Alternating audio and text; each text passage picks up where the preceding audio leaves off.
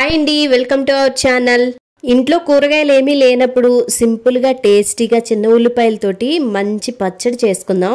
ఈ పచ్చడి చేసుకోవడానికి ఎక్కువ టైం కూడా పట్టదు, చాలా తొందరగా అయిపోతుందండి. టేస్ట్ కూడా అంతే బాగుంటుంది. ఇక రండి స్టార్ట్ చేద్దాం. ముందుగా పొయ్యి మీద పెనం పెట్టుకోవాలి. పెనం కొద్దిగా హీట్ అయిన తర్వాత దానిలోకి 1 స్పూన్ మెంతులు వేసుకోవాలి. ఈ మెంతుల్ని ఒక 70% వరకు వేయించుకోవాలి. ఈ 70% వేగిన తర్వాత దీనిలోకి 1 లేదా 2 స్పూన్లు ఆవాలు వేసుకోవాలి. మీరు ఇక్కడ కావాలనుకుంటే మెంతులు ఆవాలు సెపరేట్గా కూడా వేయించుకోవచ్చు. రెండు కలిపే వేయించాలని ఏం లేదు. ఇదిగోండి, ఆవాలు మెంతులు కూడా చక్కగా వేగిపోయాయి. ఆవాలు కూడా చిట్పెట్లాడిపోతున్నాయి. ఇప్పుడు వీటిని తీసేసుకుని చల్లారేంత వరకు పక్కన పెట్టుకోండి.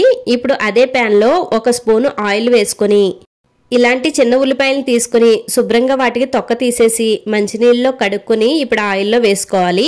మీరు ఇక్కడ కావాలనుకుంటే పెద్ద ఉల్లిపాయలు కూడా తీసుకోవచ్చు, కానీ పెద్ద ఉల్లిపాయల కంటే కూడా చిన్న ఉల్లిపాయలే బాగా టేస్టీగా ఉంటుంది.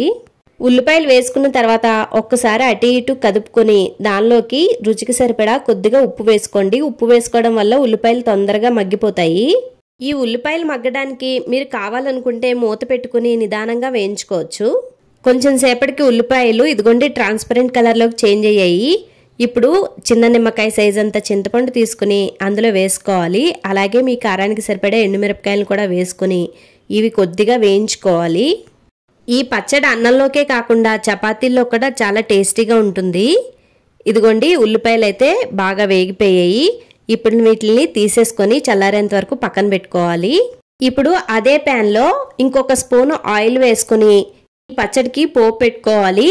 ఇప్పుడు ఆయిల్ కొద్దిగా హీట్ అయిన తర్వాత వెల్లుల్లి రబ్బలు వేసుకుని అవి కొంచెం వేయించుకోవాలి. అవి కొంచెం వేగిన తర్వాత కొద్దిగా మినపప్పు వేసుకుని దీన్ని కూడా కొద్దిగా వేయించండి. ఇవి రెండు వేగిన తర్వాత దీనిలోకి జీలకర్ర ఆవాలు ఎండుమిర్చి కరివేపాకు వేసి కొంచెం వేయించుకోవాలి. ఇదిగోండి ఈ పోపంతా వేగిన తర్వాత చిటికెడు పసుపు కూడా వేసుకుని ఒక్కసారి కలిపేసుకుని స్టవ్ ఆఫ్ చేసేసుకోవడమే. ఈ పోపు కూడా చల్లారేంత వరకు పక్కన పెట్టుకోండి. ఇప్పుడు మిక్సీ జార్ తీసుకుని మనం ముందుగా వేయించి పెట్టుకున్న మెంతులు ఆవాల్ని గ్రైండ్ చేసుకోవాలి. ఇప్పుడు గ్రైండ్ చేసుకున్న పౌడర్లో మనం ముందుగా వేయించి పెట్టుకున్న ఉల్లిపాయలను కూడా వేసుకొని అలాగే వీటితో పాటుగా కొద్దిగా వెల్లుల్లి రబ్బల్ని పొట్టు తీసుకుని వేసుకోవాలి. అలాగే 1 స్పూన్ జీలకర్ర కూడా వేసుకుని వీటన్నిటిని గ్రైండ్ చేసుకోవాలి. గ్రైండ్ చేసేటప్పుడు నీళ్ళు అవసరం అనుకుంటే కొద్దిగా యాడ్ చేసుకోవచ్చు.